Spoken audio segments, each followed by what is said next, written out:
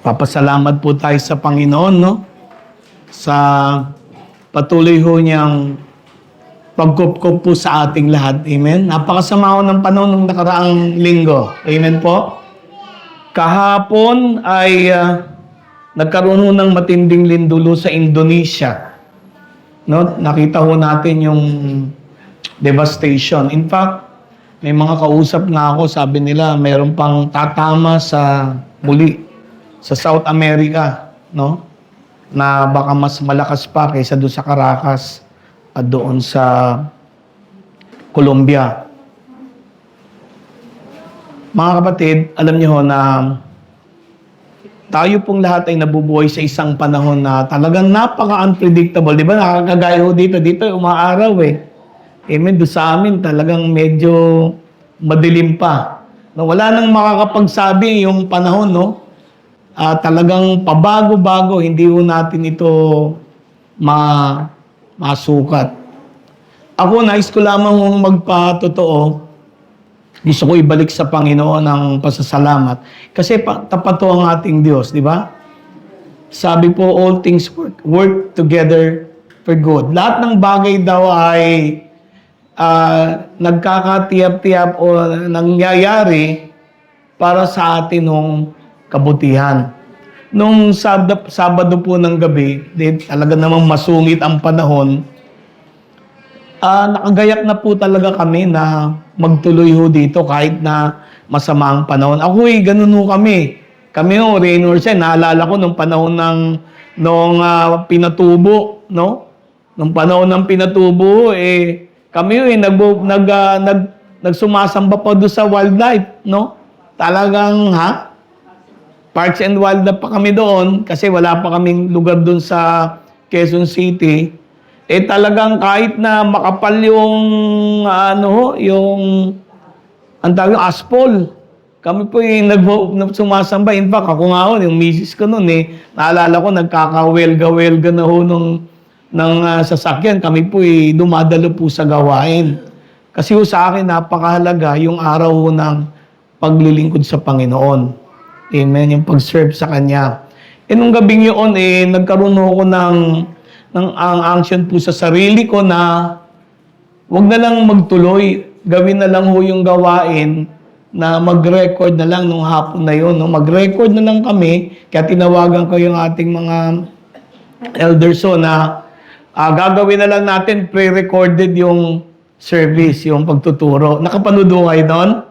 Amen? So, okay na yun. Pre-recorded ho. Alam nyo, nung umaga ho nung linggo, habang kami ho nanonood nga rin sila nung aking ginawa na pagtuturo.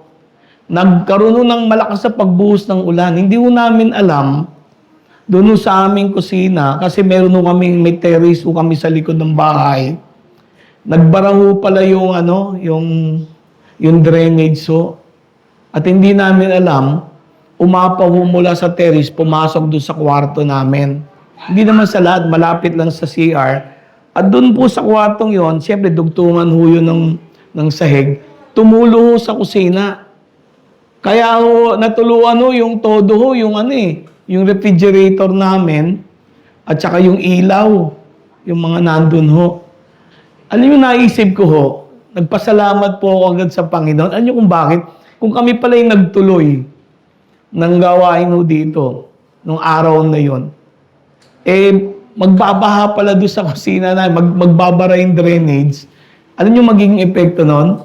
Refrigerator. Nandun yung ilaw namin, yung mga Kasi pati ilaw pati bukilya doon dumaano yung tubig Kung wala ho kami, hindi po naagapan, baka wala na ho kaming bahay.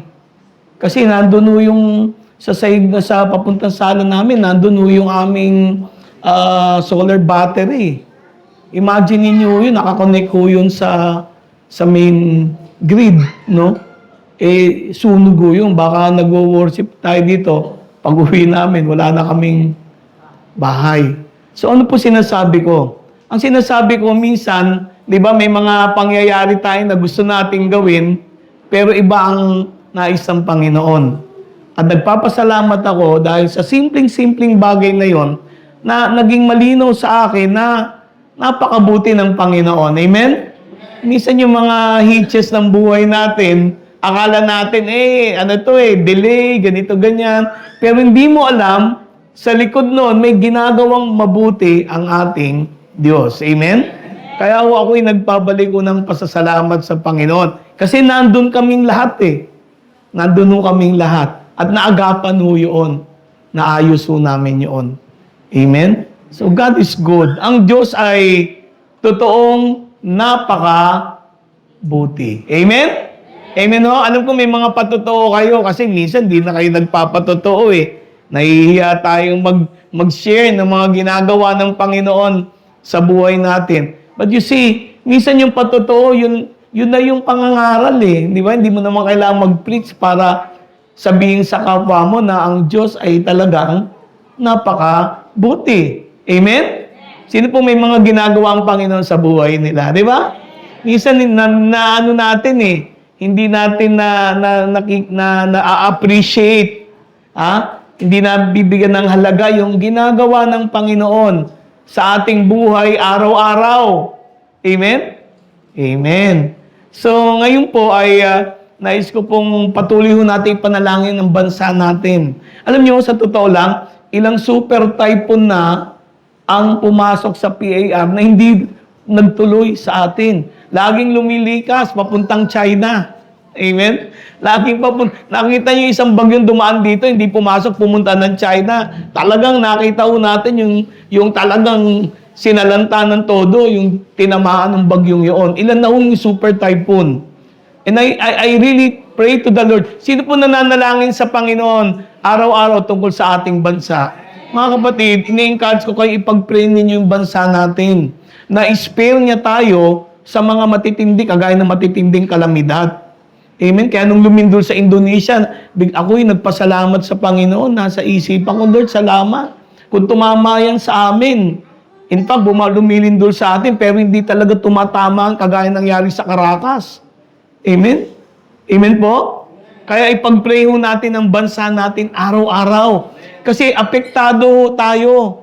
Whether we like, totoo naman, ililigtas tayo ng Panginoon. That's true. Ililigtas tayo ng Diyos. Kaya lang, maapektuhan tayo. Amen?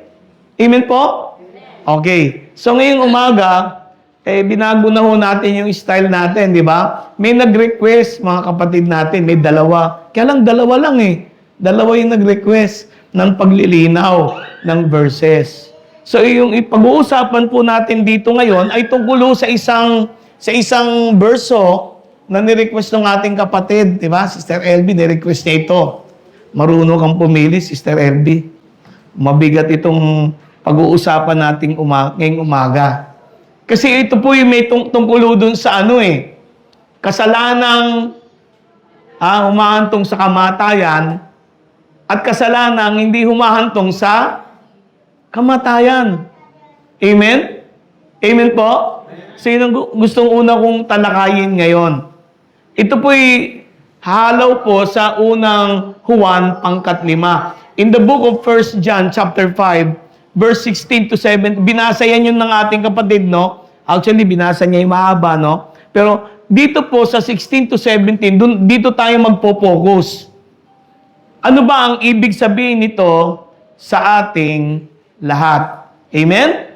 Okay, babasahin ko yung verse 16 to 17. Tingnan natin. Basahin ko na lang yung Tagalog para mas maganda, no? Di ba? Ang sabi po sa bagong tipan ng Standard Filipino Version, sabi po dito sa verse 16, kung makita ng sino man ang kanyang kapatid na gumagawa ng kasalanang hindi tungo sa kamatayan, ipanalangin niya ito. At ito'y bibigyan ng Diyos ng buhay. At ganun din ang mga gumagawa ng kasalanang hindi tungo sa kamatayan. May kasalanang tungo sa kamatayan. Hindi tungkol dito ang sinasabi ko na ipanalangin ninyo. Lahat ng kasalanan ay, lahat ng kasamaan ay kasalanan. ngunit may kasalanan na hindi tungo sa kamatayan. Ang Diyos na pong magpala sa pagkakabasa ng kanyang salita. Sino po na-confuse dyan sa pagkakadinig nito? Honestly, sino yung ngayon lang nakarinig nito sa Bible? Kasi ito po yung isa sa pinakamahirap at isa sa pinaka-controversial na verse sa bagong tipan. Maraming mga tagapagturo at maraming mga mananampalataya na pag nabasa ito, ay medyo naguguluhan. Amen? Kasi may binabanggit dito mga Kristiyano na nakakagawa ng kasalanan daw tungo sa kamatayan. At meron namang mga Kristiyano na nakakagawa ng mga kasalanan na hindi naman tungo sa kamatayan. Amen? Kung tatanungin ko kayo, anong dating nito sa'yo? Di ba? Ano epekto nito sa'yo? Ang marahil, iba sa atin magtatanong, Brad, ako'y nagkakasala. Baka itong ginagawa kong kasalanan na to, tungo sa kamatayan na to. Amen? Hello? Amen po? Sino pong merong reaction dyan nung marinig niya ito? Anong naging epekto nito sa'yo? Ano epekto nito? Ayan, gusto kong marinig eh. Siguro po kasi dahil ang Diyos ay napakabuti. Binibigay niya tayo ng pagkakataon na magbago, tanggapin yung ating mga naging kasalanan at hihingi na kanyang pagpatawad. Subalit, may mga kasalanan na mabigat na posible na sa pamantayan ng Panginoon ay posible na makarating ka doon sa tinatawag na kamatayan. Okay. Pero mabuti ang Diyos, kahit na dumantong sa ganong kamatayan, ako po ay naniniwala na kung ihihingi natin ng tawad, lahat ng kasalanan na nagawa natin, na isip at na salita, ng buong puso, ay patatawarin niya tayo. At kung humantong man sa kamatayan, naniniwala din ako na sa kabilang buhay ay patatawarin pa rin tayo ng Diyos at ililigtas sa kamatayan. Okay. So, yun ang dating sa'yo. No? Talagang, para bang may, kumbaga sa talagang may kasalanan dulo nito yung kamatayan. Amen? Kasi ito tanong ko yung nagagawa mo bang kasalanan sa Panginoon ngayon? Saan yan? Patungo ba yan sa kamatayan o hindi? At kung kung naiisip natin to, paano ko nakakasiguro makakarating ako sa kaharian ng Panginoon? Amen? Honestly, alam nyo, kailangan maging tapat tayo. Sino po yung medyo may takot ngayon? Paano kabrad, kung mamatay ako, paano nakakagawa ako ng kasalanan tungo sa kamatayan? Makakarating pa kaya ako sa presensya ng Diyos? Hello? Sino nakakaramdam yan? Yung totohanan po. Ilan mo sa atin dito, nung marinig ito, medyo natakot ka? Wala nagtataas ng kamay, Ha? Amen? O may reaction pa ba dyan? Sino may reaction pa dyan sa bandang likod? Anong dating nito sa'yo? Anong nararamdaman mo? Talagang nag-iisip lahat, Huwag ko kayong matakot magsalita, hindi naman tungo sa kamatayan yan pag nagbigay kayo ng reaksyon. Amen? Amen? Amen po? Kasi ang layunin ko ngayon, bigyan ito ng linaw. Amen? Kasi ang nais ng Panginoon, magkaroon tayo ng kapayapaan. Amen? Ang salita ng Diyos ay ipinagkaloob niya, hindi para guluhin tayo, kundi para bigyan tayo ng linaw. Amen? Kasi tinutulungan tayo ng banal na Espiritu para maintindihan natin ito. Sino pa may mga opinion? May gusto magsalita? Sister Elby, gusto kong tanungin bakit mo naitanong ito? Sige. Anong naging dating sa inyo nito? Ako, sisina po ako na Ano ba yung kamatayan na yun na aangkot sa kamatayan? Ano yung kasalanan na yun? Kasalanan na yun. Ano epekto sa'yo nito? Natakot ka ba? Nagkalala ka? Medyo nag-isip din mo ako na ano nga kaya yun, ano yung mga yung kasalanan na yun. Ano yung kasalanan na yun? Di ba? Amen? Ha? Oh, meron pang gusto mag-live sa likod? Dito. Wala? Wala? Okay. Sige na. Brad, pinapahirap mo pa eh. Di ba? Okay. Para maintindihan natin ito, bakit nabuo ito na merong ano yung kasalanang nakamamatay, para yung si Bayani Fernando nung sa Maynila kasi, sabi, bawal tumawid, nakamamatay ito sa EDSA. Di ba? Para bawal magkasala nito kasi itong kasalanan ito, papuntang kamatayan. Amen? Pero may kasalanan naman daw nagagawa na hindi kamatayan. May nakita ko kayong common dito sa binasa natin. Sino yung tinutukoy dito? Yung mga wala ba sa Panginoon o yung mga nasa Panginoon na? Sino? Sino tinutukoy? Mga mananampalataya ba o hindi? Sino yung sasabi, mananampalataya? Botohan tayo. Sino nagsasabing hindi mga mananampalataya? Wala. Iiba. Anong boto nyo? Neutral. Amen. Parang survey yan eh. Di ba? Unsure. Di ba? So, para maintindihan natin to, tingnan natin yung kasaysayan. Pwede ba? Kasi Sister Ellie, para malinaw to eh. Ano ba pinag-ugatan nito? Kasi, gusto kong tingnan natin, huwag naman magagalit yung mga kapatid nating Katoliko. Kasi kailangan balikan natin yung first 300 years eh. Para maintindihan natin ito eh. Amen? Amen? Okay. Meron tinatawag kasi na Catholic view tungkol dito. Ang tawag nila dito, mortal sin and venial sin. Tama? Sino nakarinig niyan? Uy, huwag niyo sabihin hindi niyo alam yan. Ako alam ko yun eh. Amen? Nung ako wala pa sa Panginoon, kaya nga kailangan mangumunyon kayo, di ba? Mag-confessionary, pumunta ka sa confession eh. Di ba? Kasi may mortal sin, may venial sin. Okay, ito kwento nito. Okay ba yon? Ito kwento nito. Kasi nung unang 200 taon, pagkatapos umakyat ni Kristo sa langit, sa kanan ng Ama, in the first 200 to 300 years, wala pa nun yung wala pa yung Roman Church, wala pa. Wala pa si Constantine, hindi pa ini-institute. Ha? Ang mga unang mga mananampalataya, mga leaders, ang tawag nila early church fathers, ang tawag ng history. Sila Tertullian, sila Origen, sila po yung mga disipulo nila Juan, nila John the Apostle. Ha? Mga disciples nila Paul. Yung mga naiwan ho. No? Sabi po dito, ito sila Tertullian at Origen, sila po yung nagpasimula ng diskusyon. Kasi huwag niyo isipin yung gawain ng Panginoon, may pulpito na wala. Nung unang first 200 years o 300 years, ang gawain ng Panginoon, walang pulpito yun. Nagtitipon-tipon sila, may nagtuturo, nagkagayang ginagawa natin, nagtatanungan.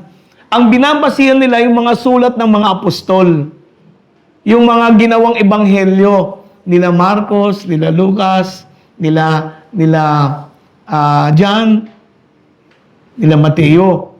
So, nagdiskusyon sila at naniwala ang marami noon, naniniwala naman talaga ang mga mga believers noon na may mga kasalanan na matindi, yung mabibigat. At may mga kasalanan na hindi naman mabibigat na nagagawa ng mga mananampalataya. Halimbawa, di ba minsan, yung mga nagagawa natin, di ba, nakakapagsinungaling tayo. Walang umamin, ha? Di ba? Di ba? Nanggugulang tayo. Di ba? Nandadaya tayo. Nanchichismis tayo. Minsan nanlalait pa nga tayo. Nagagalit tayo. Amen? Hello? Amen po?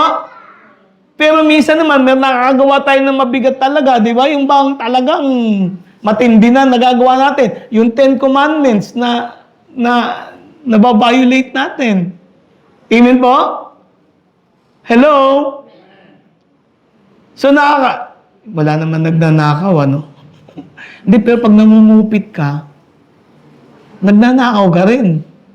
Ginandahan mo lang yun eh. Kasi konti lang eh. Di ba? Hello? Amen po? You shall not covet your neighbor's wife or neighbor's kung ano man yung taglay ng, yung naiinggit ka, chinichismis mo, nanguumit ka rin ng pag-aari ng iba eh. Lalo na pinapakialaman mo. Di ba? Hello? Amen? So, maraming bagay. Sinaniniwala dito, totoo naman, may mga nagagawa tayong kasalanan araw-araw na hindi naman mabibigat, pero may mga time, mabigat. Lalo na kung hindi ka nagpapatawad, mabigat yun. Aray. Nagalit ka, nagtanim ka ng puot sa puso mo, alam niyo kung ano yun? Sabi ni Kristo, murder yun. Pagpatay. Amen? Mabigat yun. Ngayon, after nyan, nung 13th century, ano yung 13th century? Ilan na yun? 1,300 years. Haba na nun ha. Di ba? Lumabas so si Thomas Aquinas. Kilala niyo yan? Kaya may Aquinas, college sa Manila May Aquinas. Si Thomas Aquinas po, ay nagturo. Siyang una-una nagturo na meron daw mortal sin. Ito daw yung mortal sin, pag binayolate mo yung 10 Commandments, ang tawag doon, mortal sin. Amen po? Kaya nagiging mortal sin daw, kasi una, alam na alam mo yun. Tinuro sa'yo yun. Tama? Alam mong masama. Amen? Pangalawa, meron kang willful consent. Yung sarili mo. Wala namang nagtulak sa yung gawin yun Sarili mo lang. Ginawa mo. Amen po? Amen po? So, pag ginawa mo daw ng full knowledge, mabigat, at sariling kalooban mo, in violation of the 10 Commandments, ang tawag doon, mortal sin. Amen po? At ang sabi ni Thomas Aquinas, yung maliliit na kasalanan, ang tawag niya dito ay yung mga venial sin. Amen? Ito daw yung mga hindi mabibigat naman. Ito daw madalas nagagawa mo nang hindi naman sinasadya. Halimbawa, nainis ka doon sa kapatid mo, nagalit ka, nakapagsalita ka ng masama. Amen? Hindi mo naman sinadya yun Dala ng bugso ng damdamin mo. Madalas siya road rage. Di ba? Amen? Kaya ayoko nang magmaneho Masarap pang mamasahero Di ba? Lalo na sa Maynila. Amen? Hindi ka maro-road rage kasi nakaupo ka lang Amen? Yung bang may ginawa yung kapatid mo, nag-react ka, hindi mo naman sinadya. Nakapagsalita ka, nasaktan mo yung damdamin niya. Ang tawag nila doon, venial sin. Amen? Tinuro niya yan. Ito matindi. Nung 16th century, 1600s na, after si Jesus Christ umakyat sa langit, nagkaroon ng Council of Trent, meron ng Roman Church. Meron na, si Constantine, na-establish sa lahat, matatag na yan, at naglabas ng turo na yung mortal at venial sin, kailangan daw ikumpisal. Kasi nung time na yon, ang sabi ng Bible, kung may kasalanan ka, ikumpisal mo sa Diyos. Tapat at banal ang Diyos ay patawarin ka. Kaya lang nung 1600, nauso na, naglagay sila ng isang lugar na nandun, pumupunta yung pare o ministro, uupo doon, di ba? At pagkatapos, luluhod ka doon, nagbubulungan lang kayo. Sabi mo, nagkasala ako. Ano sasabihin? Para daw maabsuelto yung kasalanan mo, kailangan ikumpisal mo. Amen? Ginamit nila yung kay James. Ang sabi, confess your sins one to another. Di ba? Parang ganun in out of context yun. Yung confess your sin one to another, ibig sabihin nito, kung may kasalanan ka sa kapatid mo, pwede mo naman siyang lapitan Kapatid, pasensya ka na. Nagkasala ako sa iyo. Yun yung sinasabi, confess one to another. Kaya lang na out of context, ang sabi nila, hindi, yung pare, kagaya parang pastor, ministro, Di ba? Punta ka sa kanya, ikumpisal mo, ayon doon sa utos ni James, at pagkatapos nun, sasabihin sa'yo nung mas mataas sa'yo, o sige, manalangin ka ng ganito, ganito, ganito, ganito. Di ba? Amen? At pag nagawa mo yan, pinatawad na ang kasalanan mo. Nagkaroon ng kakayahan ngayon yung mga leader na magpatawad ng kasalanan ng kapwa niya. Yung trabaho ng Diyos para ikaw ay patawarin, dahil lahat naman tayo talaga, ang kasalanan natin ay laban kanino? Laban kanino? Laban sa Diyos. Tama? Sino ba sasangayon dyan? Kasi ang Diyos ang lumikha sa kapwa mo eh. Taglay niya yung larawan ng Panginoon eh. Ang buhay niya ibinigay ng Panginoon ay sinaktan mo. Kanino ka nagkasala ultimately? Hindi lang sa tao yun, kundi sa Diyos na lumikha sa Kanya. Tingin yung katabi nyo. Sa maniwala kahit sa hindi, nilikha siya ng Panginoon. Amen?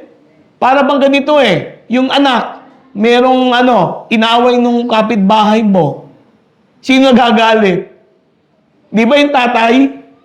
Yung nanay, bakit? Siya magulang nun eh. Pag sinaktan mo yung anak, sinaktan mo rin siya. Ganon din ang Panginoon. Amen? Ninaintindihan kayo? Amen? Okay. So, ang nangyari ho dito, na ang mortal sin daw, mortal sin, pag ikaw ay namatay, hindi mo na ikumpisal yan, hindi mo na pagsisihan yan, hindi mo tinanggap yung absolution, ikaw ay pupunta sa impyerno. Yun ang turo. Kaya di ba yung mga namamatay, bago mamatay, inuolyuhan pa nga eh. Tama? Tama? Kasi, kapag namatayan at hindi na ikumpisal, dire-diretso yan sa impyerno. Ganun nun nangyayari. So, makikita ho natin dito, teka lang, Brad, mortal sin, diretso yan. Venial sin, hindi ko rin nakumpisal. Hindi ko nakumpisal. Namatay ako. Saan naman ako pupunta? Doon na uso yung kay Dante Alighieri. Punta ka naman ng purgatorio. Naintindihan niyo po? Teka na, parang nagkakatikismo ako Di ba? Hindi ba tinuro sa inyo yan? Di ba ganoon? Amen? Yan ang turo noong time na yon. So, makikita ho natin dito, ito yung bumuo sa isipan ng maraming mga Pilipino. Kailangan mabuksan po isipan nating lahat. Kaya nga si Jose Rizal, pinatay ho ng mga, ang pumatay talaga kay Jose Rizal, mga praile. Kasi binatikos ni Jose Rizal yan eh. Amen po? Imagine ninyo, gambling lord, drug lord. Maniniwala ko kayo, pupunta sa langit yung gambling lord? Magpatayo lang ng simbahan? Wala nang ginawang mabuti sa buhay niya? Diba? Drug lord yun. Malakas sa simbahan, nagdo-donate, nag-ano. Palagay nyo, akit sa presensya ng Panginoon yun? Mamamatay pa siya eh. Drugs yun eh. Diba? Gambling lord yun. Ilang pamilya sinira nun. Hello? Amen? So makikita ho natin dito, yung pananaw ho, ito sasabihin ko sa inyo. Ang tanong, biblical ba yun? Nakabase ba sa salita ng Diyos? Pasensya na kayo mga kapatid. Alam ko yung mga nanonood nito, magagalit sa akin. Marami tayong ginagawa sa mga simbahan natin na hindi ho nakabase sa salita ng Diyos at turo lamang ng tao. Kaya sabi ni Kristo, binatikos niya eh. Tinuturo nyo ang mga tradisyon ng tao na parang turo ng Diyos, turo ng Panginoon. Di ba? Sabi ng Panginoon, sa walang halaga, sinasamban nyo ako. Tinuturo nyo ang mga tradisyon ng tao more than the words and teachings of our God. Si Kristo mismo, kaya nga siya pinako sa krus eh. Nagagalit sa kanya yung mga religious leader. Because we do many things that is not within the Word of God. Amen? Amen po? Okay. Paano naman yung view ng protestante? Ayan. Brad, ano ang pananaw ng mga protestante? Kaya nga si Martin Luther. Lumabas si Martin Luther. Ano sabi ni Martin Luther? Nagalit si Martin Luther kasi yung mga tao nun, kahit pag namatay daw, bibili ka lang ng indulhensya. Magbabayad ka nung indulhensya para yung taong namatay na yon ay makapasok sa langit. Mas maraming indulhensya, ibig sabihin, mas maraming donasyon, mas maraming tsansa na siya'y makapasok sa langit. Nagprotesta si Martin Luther. Si Martin Luther po ay pare, monk siya. Nagprotesta siya, kaya siya tinawag na ano? Protestante. Protester ang ibig sabihin. So, si Martin Luther, sinabi niya yan, na the just shall live by faith. Ang matuwid ay mabubuhay saan? Sa pamamagitan ng pananampalataya. Ibig sabihin, kapatid, pakinggan niyo po ako, para maging matuwid ka sa harapan ng Diyos. It is not what you do. It is your faith, yung pananampalataya mo sa Diyos kung totoo. Amen? Amen?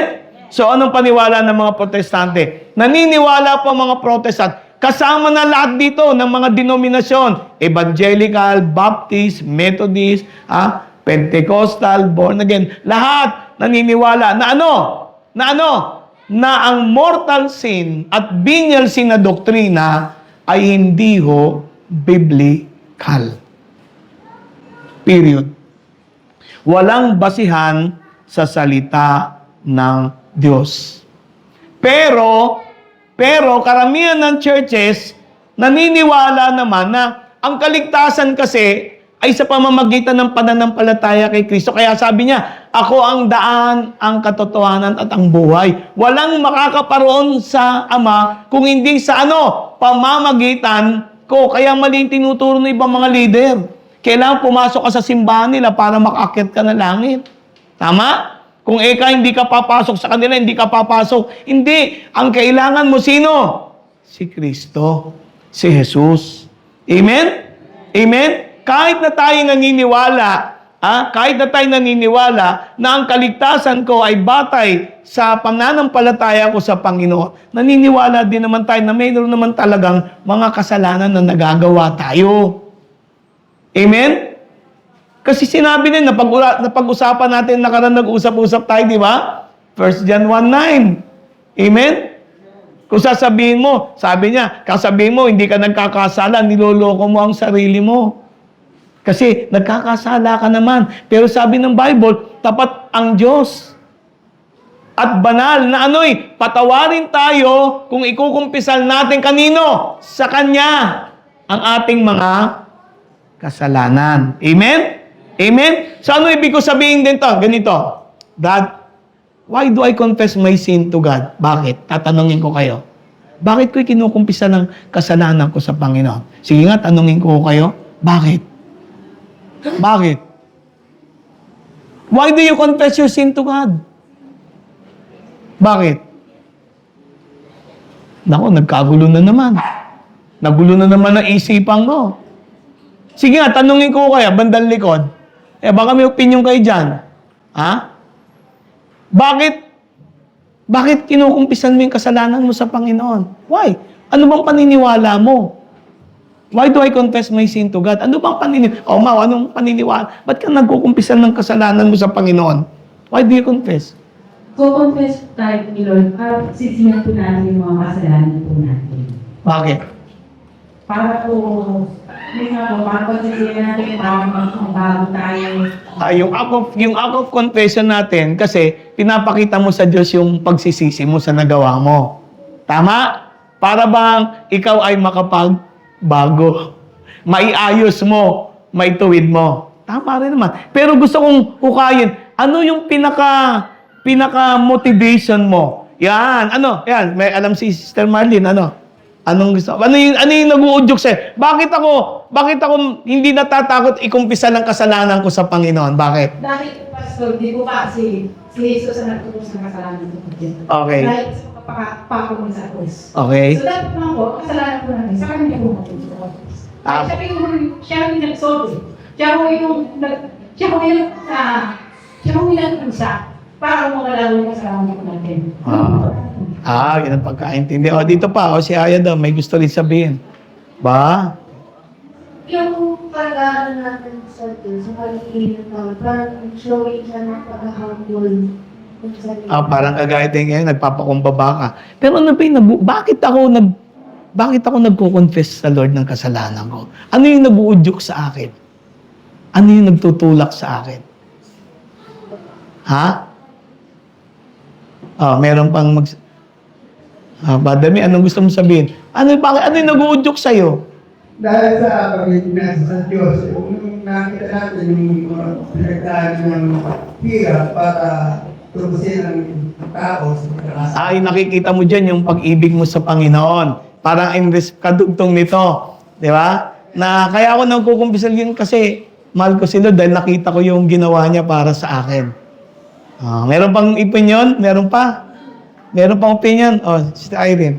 Sa akin po, bilang kilala mo ang Panginoon, yung parang inaari mo na wala kang magagawa kung wala kang Panginoon. Kaya siya lang yung lalapitan natin. Parang kumbaga sa talagang helpless ka kung sa sarili mo lang. Wala tayong gagawin. Wala kang magagawa. Hindi natin wala tayong magagawa. Wala kang merit. Kumbaga, siya lang yung makapagbibigay kung ano yung kulang sa atin. Kumbaga karugtong nito. Karugtong kay Sister Malin, dito, nag-humble. Dugtong-dugtong, ano? Okay? Alam nyo sa akin, isa lang. Tama naman kayo lahat walang mali. Kasi lahat to dugtong-dugtong Ayos, tama yan Alam nyo kaya ako nagkukumpisal sa Panginoon? Kasi alam ko na ang lahat ng kasalanan na nagawa natin noon, ngayon, at magagawa pa, lahat ng kasalanan ng tao sa mundo. Lahat. Brad, kasama yung mga hindi mananampalataya. Oo, kaya nga nangangaral tayo ng mabuting balita. Kasi ito ang mensahe. Dahil sa ginawa ni Kristo, yung Diyos Ama, na dapat parusahan tayong lahat. Dahil walang matuwid. Wala. Kahit isa. Meron ba dito magsasabi matuwid siya? Wala. Dahil sa ginawa ni Kristo, alam ko na lahat ng kasalanan natin ngayon at bukas, lahat ng kasalanan ng sangkatauhan for all time, ay pinatawad na.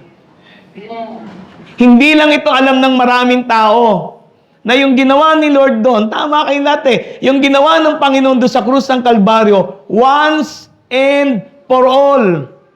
Minsan lamang at panghabang panahon, yung kamatayan ni Kristo sa krus ay sapat at sobra-sobra. Upang tayong lahat ay patawarin sa ating mga kasalanan. Sino natutuwa dito? Kaya ako nagkukumpisal sa Panginoon pag ako'y may kasalanan. Kasi alam ko, yung kapatawaran ng kasalanan ko ay sinagot na ni Kristo. Kapatid, pakinggan nyo kung hindi ako pupunta sa Diyos, kung hindi ako lalapit sa Panginoon, palagay mo, haharap ka sa Diyos, patatawarin ka niya? Sa sarili mo? Yun, tawi-tahi ito Di ba? Palagay mo, tatanggapin ka ng Diyos dahil relihiyoso ka? Kahit madurog ang tuhod mo sa kakaluhod. Sa sarili mo, yun na yun Hindi ka tatanggapin ng Diyos. Bakit? Maruming basahan lahat ng gagawin natin. Dahil walang matuwid, wala kahit isa. Si Kristo lang, nung nagkatawang tao siya, kahit minsan, hindi siya nagkasala. Amen? Nalulungkot po ako, ang daming tao, yabang Hindi, member ako ng church na ito. Hindi, nagsisimba ako araw-araw. Hindi, ganito ginagawa ko. Palagay mo, tatanggapin ka ng Diyos, titingnan ka ng Panginoon, alam niya yung nasa puso mo. Kung tanggihan mo yung tanging pag-asa mo para ikaw ay mapatawad ng Diyos, pag tinanggihan mo, di ba pinatawad na ng Panginoon? Ang lahat ng tao, pinatawad niya. Ang problema, yung tao. Amen? Tatanggapin ba niya yung ginawa ni Kristo para sa Kanya? May naintindihan kayo mga kapatid? Kaya lahat ng tao na hindi tatanggap kay Kristo at hindi pangahawakan yung ginawa ni Kristo, kapatid, sorry na lang. Kahit mangumunyong ka araw-araw, hindi ka tatanggapin ng Panginoon. Kasi ayaw mong paniwalaan ang katotohanan ito. Jesus paid for all our sins, whether big or small. Whether grievous or trivial. Whether sabihin mong mortal or venial. Lahat ng ito ay pinatawad na ng Panginoon. Kailan? 2,000 years ago. Amen? Excuse me. Amen? Amen po? Ninintindihan kayo? Settled tayo dito? Eto tanong ko. Teka, may binabanggit doon sa verse na yon. Ano yung kasalanan? Pakinggan nyo ha. Yung binanggit na verse doon, sin, hindi mga, kundi isang kasalanan.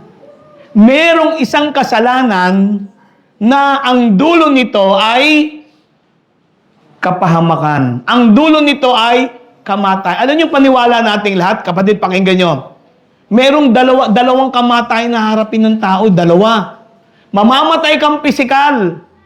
At pagdating ng paghukom, pag wala ka kay Kristo, mamamatay kang espiritual. Kaya meron nung tinatawag na dagat-dagatang apoy. Lawa ho ng apoy. Hindi impyerno, lawa ng apoy, the lake of fire. Sinong gustong mapunta doon? Makakatakot yun. Amen po? Amen po? Ano yung kasalanan na ito? Pakinggan nyo, mga kapatid. Ang paniwala ng marami ho, yung kasalanan ho, na maghahantong sa kamatayan sa ating lahat. Alam nyo kung ano? Isa lang. Kasalanan ng hindi paniniwala kay Kristo.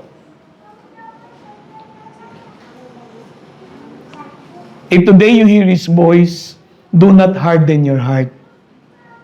Yung unbelief, yung ayaw mong panampalatayanan, yung kusang loob na tinatanggihan mo, kusang loob na nire-reject mo, at ayaw mong pagsisihan yung kasalanan mo para ikaw ay magkaroon ng kapatawaran sa pamamagitan ng ginawa ni Kristo. Yung hindi mo paniniwala, mas naniniwala ka sa relihiyon mo, mas naniniwala ka sa mga tradisyon mo, mas naniniwala ka sa sinasabi ng mga religious leader natin, pero ayaw mong paniwalaan ang salita ng Diyos, na ang kaligtasan ay na kay Kristo lamang. Amen? Yung unbelief, ang paniwala po ng marami, yun ho ang sin that will lead to death. Kung hindi nyo paniniwalaan si Kristo, bakit hindi naman patawarin ni Lord? O bakit hindi patawarin ng Panginoon yung taong ayaw tanggapin nito? Ano yung bakit? Lahat tayo binigyan ng Panginoon ng kakayahang mamili. Meron tayong sariling kalooban. Di ba? Tingnan yung katabi nyo. Yung katabi mo, kahit pilitin mong tumayo yan, kung ayaw niya, hindi yan tatayo. Mag-aaway pa kayo. Tama? Amen po? Lahat tayo ay may sariling pagpili. Kahit na po ako kahit na ako ay nagtuturo, kahit sabi mo nagsiserve ako kay Lord, kahit nagsabi mo nagpipreach ako, yung mga anak ko, hindi ko sila pwedeng pilitin. Amen? Huwag niyo isipin yung mga anak ko nandito ay pinipilit ko. Hindi. Kailangan kusang loob nilang gawin nito. Kaya lang, ang lamang ko lang mo kasi, nung mga bata pa sila, sinanay ko na sila sa daan ng katotohanan. Kaya sabi, train up a child in the way they should go. And when they are old, they will not depart from it. Amen? Amen? Kapatid, yung asawa mo, kapatid mo, kamag-anak mo, hindi mo pwedeng pilitin. Sila ang magdidesisyon nito. Ang kaya lamang natin gawin, ipangaral o ibalita ang mabuting balita ng ating Panginoong Hesukristo. Amen? Teka, Brad. Meron kasalanan binabagit sa Bible, Ano yun? Yung sinabi ng Panginoon sa Mateo 12, 31-32, nang yung mga Pariseo nung si Kristo ay nangangaral, ang sabi ng mga Pariseo, si Kristo, ang espiritong pumikilos dyan ay diablo. Di ba? Di ba nag-react si Lord? Ano sabi ng Panginoon? Yung magkasala tungkol sa akin, patatawarin pa eh.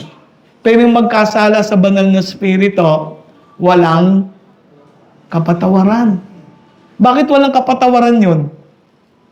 Kasi yung mga pariseyong ito, nag-aral sila ng banal na kasulatan. Di ba? Alam na alam nila yung katotohanan. Nakikita na nila, ayaw pa nilang tanggapin. Bakit? Mataas ang pride. Mayayabang sila. Ayaw nilang tanggapin ang anak ng Diyos. Amen? Kaya sabi ni Kristo, walang kapatawaran yan. Kaya yan walang kapatawaran kasi alam na ninyo eh. Ayaw nyo pang tanggapin. Ayaw nyo pang paniwalaan. So yung unpardonable sin against the Holy Spirit is bottom line, the sin of unbelief. Kaya tayo mga kapatid, natatakot ako eh. Kasi ang trabaho ng mga mananampal, mga mangangaral, ay mangaral ng katotohanan ito. Hindi naman ako nag-i-struggle, ang kailangan lang marinig nyo yung katotohanan. Hindi ko rin masisi yung ibang church kung ano-ano ginagawang programa para yung mga tao pumasok sa simbahan. Amen? Hindi ko china-challenge yung motive. Marahil ang gusto lang nila makarinig. Pero pag nakaupo na kayo dyan at nangaral na ng katotohanan, ayaw nyo pa rin tanggapin. Kapatid, you are committing a sin of unbelief. And your unbelief will lead you to damnation in the lake of fire. Bigat nung Brother Harry. Kasi, sarili mo na yung pagpili, ayaw mong maniwala. Amen? Kaya mapalad ho tayo. Mapalad ho tayo na naniniwala ho sa ating Panginoon. Wala yata, no? Mic na lang. Okay. Kaya ho tayong lahat to ay mapalad. Sino po nananampalataya kay Lord? Sabi ni Kristo, aanin ng tao, makamit niya lahat ng kayamanan sa mundo. Maging sikat siya, maging tanyag siya, maging makapangyarihan siya, kung kanya namang kaisa-isang kaluluwa ay mapapahamak. Aanin ng tao yun. Hindi na baling mahirap ako. Basta na kay Kristo ako. Granting mahirap akong mamatay, okay lang yun. Kasi yung kayamanan ko, pagkatapos ito, makakapiling ko naman ng Panginoon sa muli niyang pagbabalik. Amen? Sabi ko nga doon sa kapatid natin na PWD doon sa Pasay, sinabihan ko siya, Brad, magpatuloy ka. Kasi yung kapatid natin doon, hindi naman siya nangangar. Ako'y natatas doon sa taong yun, tuwing pupunta kami doon. Mahirap lang siya. May dala-dala siyang mineral water na maliit, bibigay sa akin. Para painumin, para may inumin ako. At tumutugtog siya yung, ang tugtog niya, hindi nga yung cymbal eh, yung anong tawag doon, yung chime, ginaganon-ganon lang niya. Walang nag-uutos sa kanya. Sabi ko sa kanya, alam mo Brad, sabi ko, kahit mahirap ka, PWD ka ngayon, pagdating ni Kristo, nabuhay tayong muli, hindi ka na PWD, bibigyan kanya ng bagong katawan. Papalitan niya yung katawang bulok. Papalitan niya isang katawang hindi na nabubulok. Papalitan niya yung katawan nating mahina, sakitin, na isang katawang hindi na magkakasakit. Kapag kasama tayo sa dinatnan ng Panginoon upang buhayin tayo mula sa mga patay kung patay na tayo, o kaya naman palitan yung katawan natin kung tayo yung mga buhay pa. Amen? Amen? So, makikita ho natin dito na yan ang common view ng mga mananampalataya. Kasi mayroon tinatawag na common Christian view. So ang paniwala po nating lahat mga kapatid, pag binasa natin ito, na ang kasalanan kasi ay issue ng puso eh. It's a heart issue. Tama? Either ikaw ay maniniwala o hindi. Kaya ako mga kapatid, sa akin pag ako'y nagsishare ng salita ng Diyos, tanggap ko na yung tao kung maniniwala o hindi. Ang akin lang motivation ay ipangaral ng katotohanan. Either we believe or we do not believe. Either na magsisi tayo o hindi tayo magsisi. Amen po? Pero itong sasabihin ko, mga kapatid, kapag ikaw ay nagsisi, kapag ikaw ay nanampalataya sa Panginoon, ang resulta nito, alam nyo kung ano? Ang banal na spirito ay mananahan sa iyo. Kaya ka tinatawag na ipinapanganak kang muli. Yung dating hindi mo naunawaan mo na. Dating pinagtatawanan mo, dating tinutulugan mo, dating hinihigaban mo, ngayon, hindi na, may nagbago sa'yo. Why? Because the Holy Spirit dwelt in you. At yung Holy Spirit, bubuhayin kang muli. I-regenerate ka. Amen? Amen? Ano yung sinasabi ko? Ito, pakinggan nyo. Masakit po ito. Sa loob ng gawain ng Panginoon, ha? Pwede mong sabihin, brother, sister, Kristiyano ako kasi uma-attend ako. Kristiyano ako kasi dumadalo ako. Pero, kung yung Kristiyano, yung kahit sabihin niya na siya'y Kristiyano, ha? Kahit siya'y mananampalataya at nabubuhay pa rin sa kamunduhan. Walang conviction, walang pagsisisi, walang nararamdaman kundi, hindi. Okay ako, basta ginagawa ko ito, kapatid. Yung taong yun, baka mahulog sa kasalanan ng unbelief. Bakit? Ayaw mong paniwalaan yung turo ni Kristo eh. Yun yung sinasabi ng ating kapatid, kailangan mong pagsisihan. Kaya yung buhay natin, sinasabi ng Bible, ba't ako nagkakasala? Kasi nabubuhay tayo sa mundong magulo, masama. Di ba? Para yung nagdadaan ka sa kalsada, nagmumotor ka, nagdadrive ka, sumusunod ka sa batas trapiko, pero merong isa, pasaway, hindi susunod, babanggain ka. Tama? Amen mo? Kahit nandun ka, may bumabangga pa rin sa'yo. Ganun ang mundo. Tanggapin na natin to mga kapatid. May mang-iinis sa'yo, may mga asar sa'yo, may mga away sa'yo, may manggugulang sa'yo, may magnanakaw sa'yo, may mananakit sa'yo. Kasi nabubuhay tayo sa isang mundong magulo at nagre-react tayo. That's where we repent of our sin. Lord, patawarin. Ito sinasabi ko, kapag ikaw ay hindi nakakaramdam ng na parang sinusurot yung puso mo, pag nakagawa ka ng masama, may problema ka. Amen? Sino nakakaramdam dito pag nakagawa siya ng di mabuti, nakukonsensya siya. Sino nakukonsensya pa? Pag nakukonsensya ka, ibig sabihin, nasa Panginoon ka. Kasi pag nakonsensya ka, hihingi ka ng tawad. At pag humingi ka ng tawad, sigurado, patatawarin ka ng Panginoon. At huhugasan niya yung kalumihan mo. Pero pag hindi ka nakonsensya sa ginagawa mo, kahit araw-araw ka sa simbahan, kahit nangangaral ka, kahit tumutugtog ka, kahit kumakanta ka, kahit ikaw pa yung nagtataguyod ng gawain ng Panginoon, kung ikaw naman ay nabubuhay sa kamunduhan without conviction. Yun without conviction, may problema ka. Amen? Ano ibig sabihin nun? Hindi ka pa rin naniniwala. Ang pinaniniwalaan mo, yung sarili mo. Kaya sabi ni Juan, kung sasabihin mong hindi ka nagkakasala, nagkakamali ka, ginagawa mong sinungaling ang Diyos. Ang bigat nun, Hello? Kaya yung mga taong self-righteous, ang kalaban niya ang Panginoon Kasi parang dinuduro niya ang Diyos na sinungaling ka. Mabigat yun.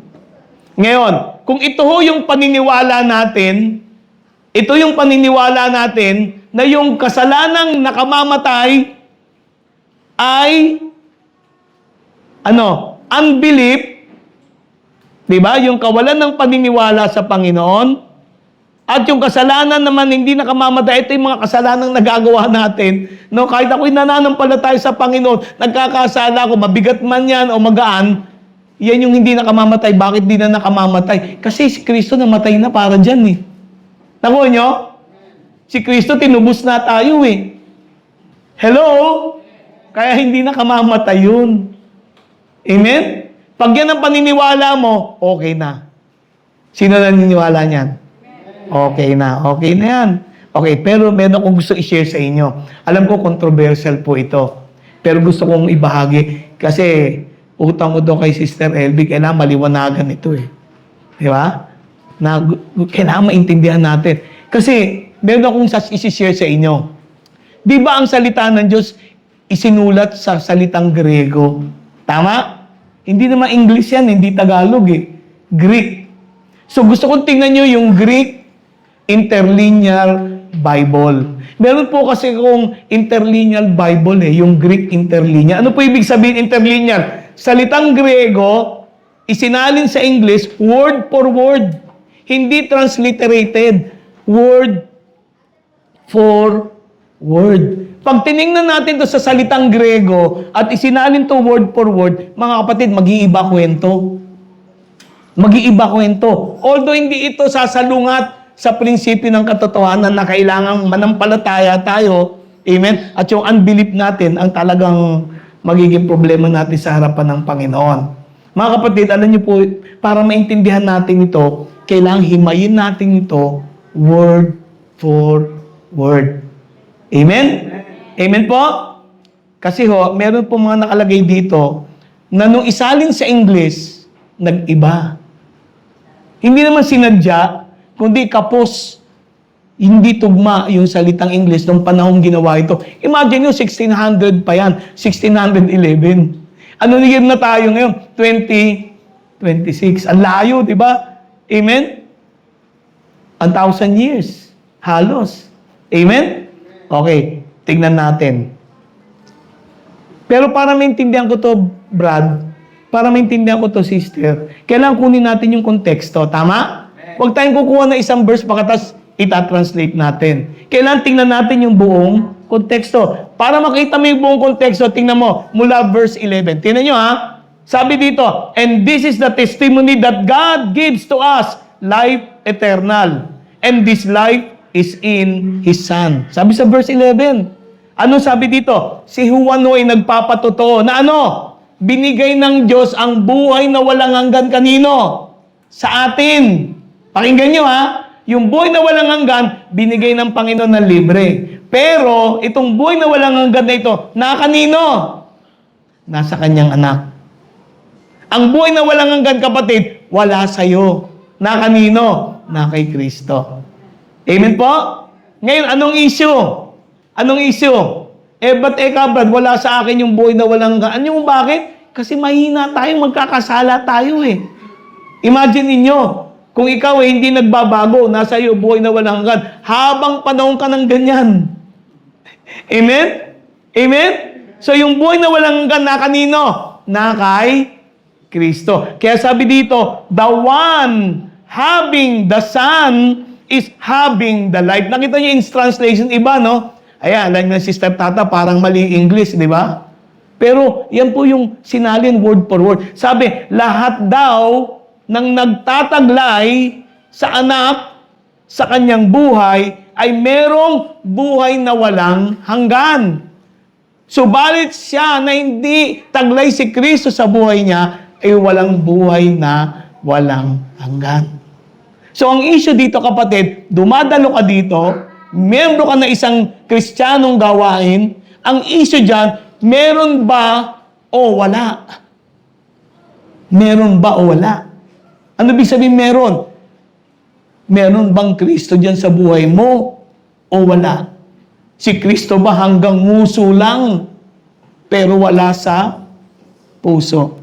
Si Kristo hanggang linggo lang o bahagi ng iyong buhay? Amen? Amen? So makikita natin dito, sinong kausap niya? Mga mananampalataya. Why? Sabi niya kasi dito, I write this to you. Kanina siya sumusulat. The ones believing in the name of the Son of God. Sinusulat ko ito sa iyo na nananampalataya sa pangalan ng anak ng Diyos. Sino dito, sino naniniwala sa pangalan ng Panginoong Jesucristo? Sabi dito, why? That you may be been aware that you are having life eternal. Para daw tayo po ay magkaroon ng kasiguruhan, magkaroon ng kaalaman, magkaroon ng katiyakan sa puso mo na ano? Na ang buhay na walang hanggan ay nasa iyo na. Kailan nagsisimula eternal life? Kailan? Kailan? Hindi, Brad, ang buhay na walang hanggan, pag namatay ako, tatanggapin ko. Mali. Yung buhay na walang hanggan, taglay mo na bago ka pa mamatay. Dahil nasa iyo si Kristo, kaya nga wala na tayong kamatayan eh. That when we die, we know that after we die, hindi na tayo pupunta doon sa ilalim ng lupa. Makakapiling na natin ang Panginoon. Ha? Doon sa kalagayan niya sa kanan ng Ama. Wala nang kamatayan. Dahil yung kamatayan, pupunta ka sa ilalim ng lupa, doon sa madilim, doon pagdudusahan mo. Wala na yun. Kung taglay ko si Kristo. Amen? Amen? Amen? Ang sabi dito, bakit na sinulat to? That you may be believing in the name of the Son of God. Ano sinasabi dito ni Juan? Ang sinasabi niya, lahat kayong tinaglay niyo si Kristo, magpatuloy kayo na manampalataya sa ating Panginoong Hesukristo. Amen? Kapatid, ang buhay Kristiyano po, hindi panlinggo. Tataglayin ko to hanggang sa dulo ng buhay ko. Ano man ang pagdaanan ko. Sabihin niyong bumagsak ako, tatayo pa rin ako, magpapatuloy ako sa Panginoon. Kaya sinasabi ko sa inyo, huwag kayong bibitaw sa ating Panginoon. Kasi siya, sa totoo lang, hindi bumibitaw sa inyo. Sumusuko tayo, pero si Kristo hindi sumusuko. Tapat siya. Faithful si Lord. Matyaga siya. Amen? Amen? So, anong konteksto nito? Verse 11 to 13. Ang konteksto nito, simple lang. Buhay na walang hanggan. Matitiyak ko sa sarili ko na meron akong buhay na walang hanggan. Amen? Amen? Amen. So, makikita ho natin dito, in verse 14 to 15. So, may buhay na walang hanggan. Settled ba tayo dyan? Ha? Sino dito nakakasiguro may buhay na walang hanggan siya? Bakit ka nakakasiguro? Nasa akin si Kristo eh. Amen? Amen? Sino masaya ngayon dyan? Hindi mo yan tatanggapin. Hindi sabi, hey, hindi mo alam kung may buhay na walang hanggan ka hanggang di ka namamatay. Mali. Ang Bible, ang buhay na walang hanggan, tinaglay mo dahil taglay mo si Kristo. Si Kristo ang buhay na walang hanggan. I am the resurrection and the life, sabi ni Kristo. Amen? Okay. Tuloy natin. And this is the boldness. Ayan. Dahil alam ko na may buhay na walang hanggan ako kay Kristo, ito naman ang boldness na taglay natin patungkol sa Kanya. Dahil alam ko si Kristo nasa akin. Dahil alam ko si Kristo, ang buhay na walang hanggan, taglay ko. Meron akong confidence. Sino dito may confidence? Maraming Kristiyano. Ewan ko ba, iba kasing pastor gusto na, Brother Harry, pag-pray mo nga ako. Kasi ganyan. Bakit? Hindi ka ba pakikinggan ni Lord? Kapatid, sabi ni John, this is the boldness that we have toward Him, that if ever we should be requesting according to His will, He is hearing us. Ano sabi niya? Na tayo daw, kapag meron tayong request, na ano? Anong request yun? Kahit ano. Na ano? According to His will. Na hindi lalabag sa Kanyang kalooban. Anong sabi? Pinakikinggan niya tayo. Amen? And if ever we are aware that He is hearing us, whatever we may be requesting, we have been aware that we are having the request effect that we have requested of Him. Ang hirap na English, ano? Sister Tata, no? Kasi yun ang word for word. Ano ibig sabihin to? Pag tinignan mo ito, ang ibig sabihin ganito. Yung request mo, yung request mo kay Lord, na alam mong kalooban niya, 100% tatanggapin mo. Sino dito may mga request kay Lord? Meron kayong panalangin kay Lord? Ang tanong ko, kasunod ganito, alam mo ba na kalooban niya yan? Kung alam mong kalooban niya yan, kapatid, magsaya ka kasi nakikinig si Lord. At yung pinakikinggan ni Lord, gagawin niya. Tutuparin niya. Maaring hindi ngayon, maaring madelay, pero tutuparin niya yan. Kasi kalooban niya yung hinihingi mo sa Kanya. Amen? Amen? Okay. So, ito naman, yung issue dito, yung request mo. Ang issue, buhay na walang hanggan, at yung request mo, pakikinggan ni Lord. Amen? Ngayon, bakit mo tinasabi ang brad? Kasi itong verse 14 to 15, ito naging batayan ng verse 16 to 17. Ayan na. Pwede ba? Okay lang? Okay, tingnan nyo ha. Hindi ko naman patatagalin to. Gusto kong makita nyo lang. Okay. Makikita nyo sa verse 16 to 17, yung salitang leading sa original na verse ha. Sabi dito, if anyone may be perceiving his brother sinning a sin not toward death, shall he request, and he shall give life to him. Wala ho ditong salitang tatlong wala. Leading, yung leading to death. Wala ho yung salitang God. Wala yung sinabing salitang Diyos. Wala yung sinabing pray. Wala yung salitang prayer dito sa verse na ito, sa modern English. Sa original, ibang pagkakasulat. Anong konteksto nito? Yung verse 15. Dito po sa sumunod na verse, all unjustness is sin and is sin not toward death. Ano ibig sabihin nito? Ito konteksto. Lahat daw, kasi sinabi kasi dito meron daw kapatid na nananalangin dahil doon sa kasalanang patungo sa kamatayan na hindi siya matungo doon. Ang sabi dito, all unjustness, lahat ng hindi makatarungan na ginagawa natin ay ano? Kasalanan. Sabihin mo sa katabi mo, kapatid, lahat ng ginagawa mo na hindi makatwiran ay kasalanan. Kahit ano yun. Tama? Yung hindi makatarungan, yun daw ay kasalanan. Amen? Ito kwento nito. Sabi po dito kasi kung ipaparaphrase ko lang to, okay ba? Paparaphrase ko na lang. Ang sabi dito, ang issue ganito. Meron daw kapatid na nagkakasala.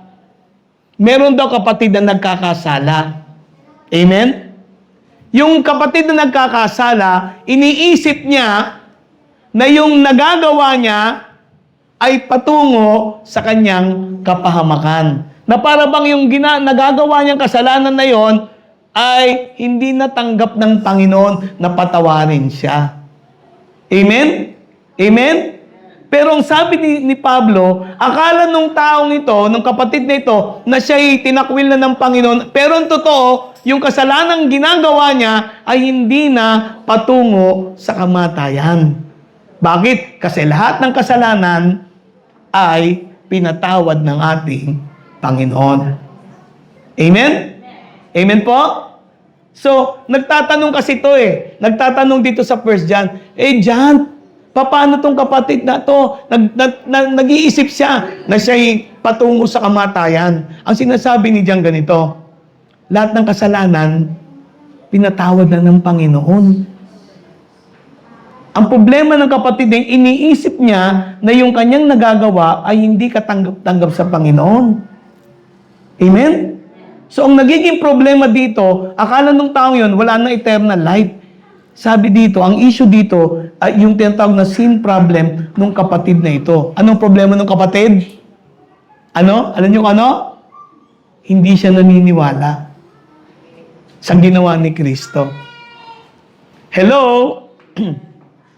Amen? Amen po? Hindi siya naniniwala. Kaya sinabi dito, we have perceived that everyone having been begotten of God is not sinning. Lahat daw ng pinanganak ng Panginoon ay hindi na nagkakasala. Ibig sabihin, hindi na nabubuhay sa kasalanan. May kapatawaran. It is not already sinning unto death. Hindi na. Binayaran na ng ating Panginoong Hesukristo. So, yun na naging problema. Ang issue dito kung bubuksan ko yung Greek interlinear, Sister Elvie. Akala nung kapatid, yung kanyang kasalanan patungo sa kamatayan. Pero sinasabi ni Juan, hindi na yung patungo sa kamatayan. Amen? Huwag nyo na akong tatanungin kung yung kapatid na ito, nawala ba yung buhay na walang hanggan. Hindi na issue yung kasi binayaran na yun ni Kristo. Ang problema, yung kapatid na yun, naniniwala pa rin. Kaya siya nagpepenitensya siguro, pinaghihirapan niya, nag-i-struggle siya. Ang sabi, it is not anymore leading unto death. So kung bubuuin ko to, verse 11 to 18, basahin nyo ito para mapag-aralan nyo ha. Yung verse 11 to 18, yan, binasa kanina, itong konteksto niyan, simple lang mga kapatid. Meron tayong buhay na walang hanggan kay Kristo. Tama? At yung buhay na walang hanggan na ito, ay na kay Kristo sa buhay natin. Amen? Hindi tayo nagtatamo ng buhay na walang hanggan sa pamamagitan ng pagtalima sa kasalanan kasi magkakasala tayo. Alam ni Lord yan. Hindi ka magkakaroon ng buhay. Brad, pag hindi ka nagkakasala, meron kang buhay na walang hanggan. Hindi yung totoo yun. Binigay ni Kristo yun kahit alam niyang mahina tayo. Alam niyo ba yun? Makasalanan pa nga tayo, namatay na siya para sa atin eh. While we were sinners, Christ died for us. Hindi ka pa nagsisisi, namatay na siya para sa iyo eh. Amen po? Palagay mo, makakapaglayo sa Panginoon yung kahinaan mo. Yun, hindi. Ang sinasabi po dito, hindi nawawala yung buhay na walang hanggan at tayo napupunta doon sa impyerno o impyerno man iniisip mo o yung lake of fire na ito dahil lang tayo nagkakasala. Hindi. Kasi yung katwiran ni Kristo, binigay niya sa atin. Yung kapatawan ni Kristo, tinanggap na natin. Ang kailangan lang natin, mamuhay tayo saan? Sa pananampalataya kay Kristo. Na ikaw kapatid ay nagpapatuloy na nagsisikap sa pagtitiwala sa Panginoon na ikaw ay binabago niya araw-araw.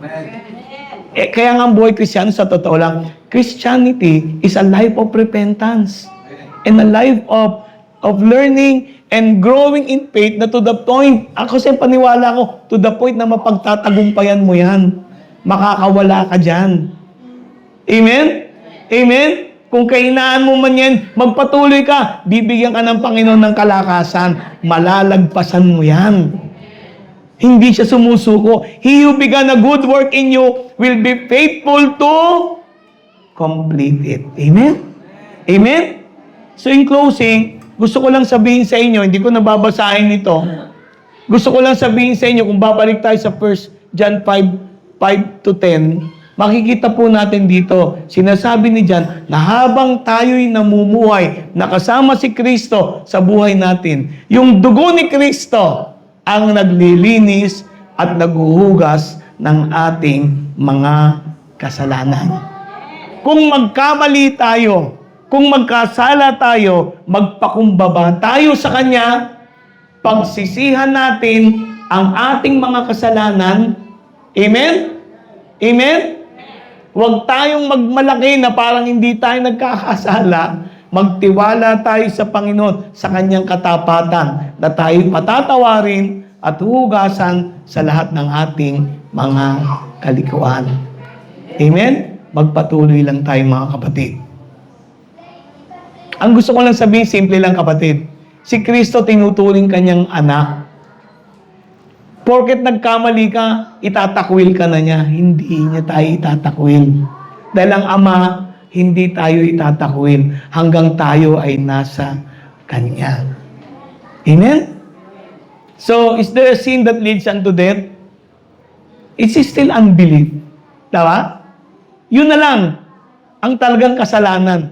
Yung ayaw mong paniwalaan ang sinasabi ng ating Panginoon. Amen? Pero as far as all sins, walang mortal, walang binyal, lahat ito will never lead unto death. Because Christ has already forgiven all of our sins. Amen? Amen? Sino po naintindihan ito ngayon? Amen. So sa susunod daw, patatalakayin ko yung tanong naman ng isang kapatid natin. Tungkol daw dun sa puno ng igos na walang kalaban-laban, bakit sinumpa ni Kristo?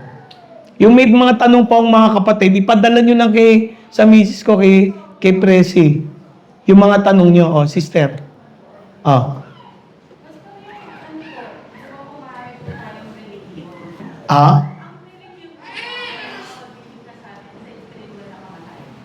Hindi. Isa lang ang makakapagligtas, si Jesus. Ibig ko sabihin, Sister Mau, Jesus is above all of these things. Tama? Kasi yung religion, tinatag lang ng tao eh. Ang tinayo ni Kristo, alam niyo kung ano, pamilya niya eh. Katawan niya, hindi religion. It's His body. Ibig sabihin, bawat isa sa atin, bahagi ng katawan na yon. Ano yung totoo, Sister Mau? In the end, sa huli, you will be alone before God. Pag tayo mo sa Diyos, wala kang kasama. Ikaw lang. Alam niyo ba yon? Hindi ko pwedeng sisihin yung nanay ko, tatay ko, asawa ko, kapatid. Ako lang at ang Diyos. Judgment will be one-on-one. Kaya kahit anong gawin ng religion, kahit sa born again wala. Hindi tayo pwedeng, kahit HPV, wala. Yung pagtalima nyo dito, magkakaroon kayo ng buhay na walang hindi. Si Kristo lang Nagkakaintindihan tayong lahat? So, ang issue dito, huli, meron ba o wala? Meron bang Kristo sa'yo, sa buhay mo, o wala? May relihiyon ka, pero wala kang Kristo, sorry na lang. Nangangaral ka, pero wala kang Kristo sa buhay mo, sorry na lang. Amen? Amen? May naintindihan tayo. Okay na yung lahat ng may tanong pa na mga verses na nababasa nyo, ipadala nyo kay Presi, schedule natin. Basta sabi ko, first come, first serve.